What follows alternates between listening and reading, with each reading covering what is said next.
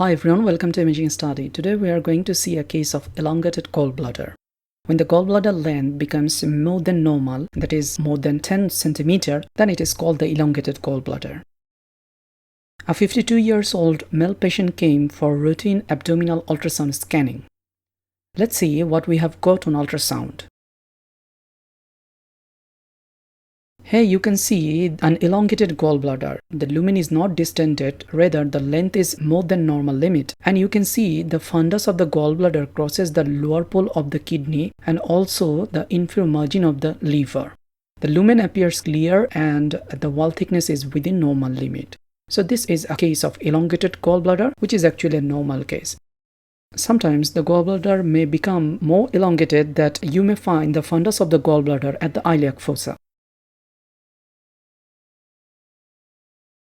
Here's the picture of the elongated gallbladder, and you can see the fundus crossing the inferior border of the liver and lower pole of the kidney. The length measures about 13.3 cm, which is more than the normal limit, and width of the body measures about 2.2 cm, which is within the normal limit, that is less than 4 cm.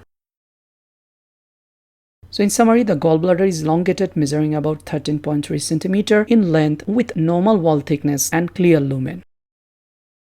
Now the take-home message. Increase in gallbladder length is usually due to anatomical variation, whereas increase in width is due to the pathological conditions. So focus more about the width rather than length. Thank you for watching this video. Subscribe to our YouTube channel for more. See you on the next one. Have a nice day.